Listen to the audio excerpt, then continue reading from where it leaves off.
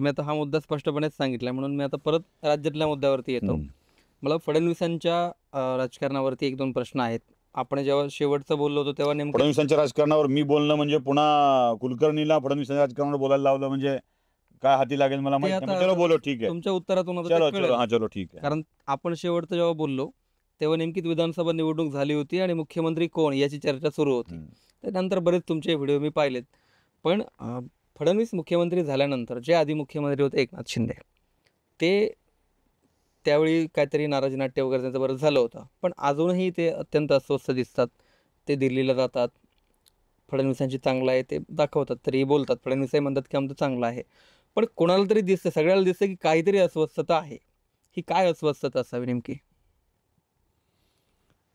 प्रियसी सोबत लग्न न झाल्यावर वडिलांनी ठरवलेल्या पोरीसोबत लग्न झालं की काही दिवस आपली जी अवस्था असते ना, म्हणजे रुळायला, बायकोची प्रियसी व्हायला लागणारा जो वेळ असतो ना, तो शिंदे घेत आहेत.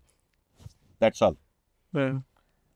त्यांना मुख्यमंत्री पदावरून बाजूला करून, म्हणजे पहिल्यांदा भाजपच्या सर्वाधिक जागा असताना त्यांना मुख्यमंत्रीपद दिलं होतं, 2.5 वर्ष दिलं होतं.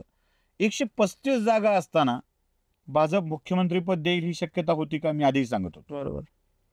होणार तर भाजपचा, तुम्ही फडणवीसच म्हणत होणार तर भाजपचा आणि देवेंद्र फडणवीस, हे माझं स्पष्ट मत होतं. एकनाथ शिंदेना तो थोडासा जो ऑरा असतो ना आपला की करायला पाहिजे होतं, तो तिथपर्यंतची नाराजी ठीक आहे. म्हणून ते प्रत्येक विषयात नाराज आहेत असं नाही होत. दिल्लीला गेले म्हणजे करता का मुख्यमंत्री करायला गेले असं नसतं. म्हणजे असा प्रकार नसतो. मीडियावाल्यांना काय काही वाटू शकतं आता या टीव्ही वाल्यांना, म्हणजे ते एकनाथ शिंदे नाराज गेले दिल्लीत, एकनाथ शिंदेना दिल्लीहून बोलावणं, देवेंद्र फडणवीसांची खुर्ची अस्थिर, सरकार अस्थिर, असलं काय काय बोलत असतात. महाराष्ट्राचं मुख्यमंत्रीपद एवढं चिल्लर आहे का की एकनाथ शिंदे एवढे चिल्लर आहेत का? दोन्ही मुख्यमंत्रीपदही चिल्लर आहे का आणि शिंदेही चिल्लर आहेत का?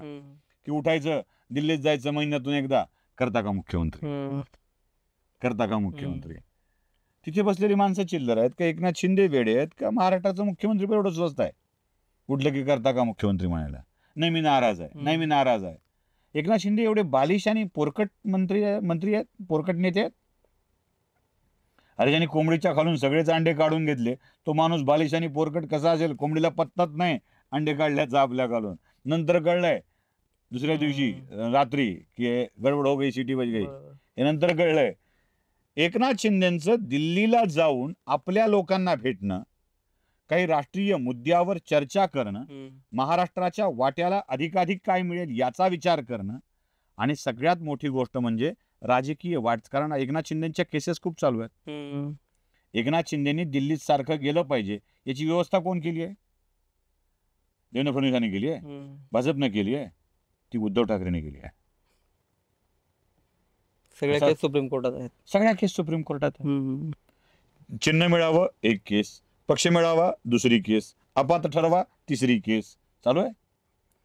मग या 3-4 केसेसच्या मध्ये बोलायला वकिलाकडे जावं लागेल की नाही?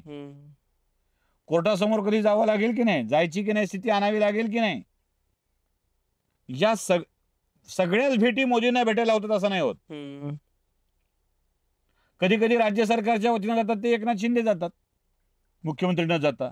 म्हणजे एकदा राज्य सरकारच्या वतीनं, एकदा पक्षाच्या नेत्यांना भेटायला, एकदा कोर्टाच्या निमित्ताने भेटायला, झाले 3. त्यामुळं याच्या अफवा पसरवल्या जातात. हा, अस्वस्थता शिंदेच्या मनात आहे का? आहे. असेल का? नैसर्गिक आहे ते होणं. आपलं मुख्यमंत्रीपद गेल्यावर ती जी अवस्था असते ती अवस्था येणं स्वाभाविक आहे. त्यातल्या देवेंद्र फडणवीसांसारखा खंबीर, कणखर, म्हणजे आपल्या पद्धतीनं कारभार करणारा माणूस असला की अजून थोडीशी कुचंबना होते की प्लीज एवढं बघा ना, असं म्हणता येत नाही. जिथे आदेश दिलेले असतात तिथे प्लीज बघा ना असं म्हणताना फायनल सहीची अडचण येत असते. अशा वेळी थोड्याफार कुरबुरी राजकारणात चालत असतात, चालत नाही असं नाही. म्हणून त्याचा परिणाम सरकारवर होणार आहे असं कोणी समजायचं कारण नाही.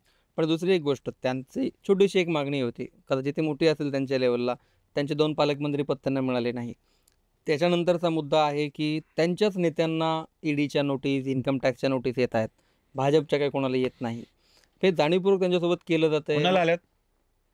आता मागे भावना गवळींना एक आली होती कधी इन्कम टॅक्सची नोटीस, आता काही दिवसांपूर्वी. इन्कम टॅक्सची नोटीस कशी असते? श्रीकांत शिंदेना आली होती इन्कम टॅक्सची नोटीस, ईडीची नाही, इन्कम टॅक्सची नोटीस काय असते माहिती आहे?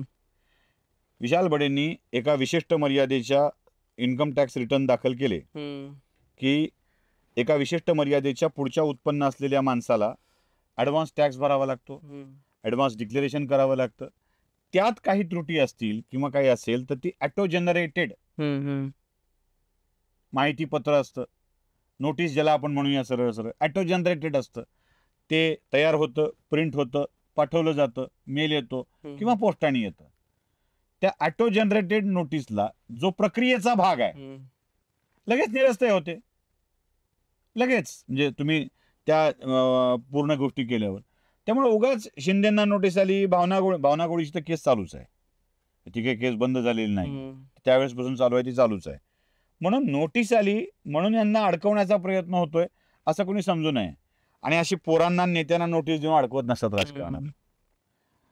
तपासायचं असेल ना तर अजून बरेच मार्ग आहेत ज्यात तपासता येऊ शकेल. जसं की जरा तपासून बघा कुठे कुठे रेड पडल्यात अजून संबंध नसलेल्या माणसांच्या वरती, तुमच्या लक्षात येऊन जाईल.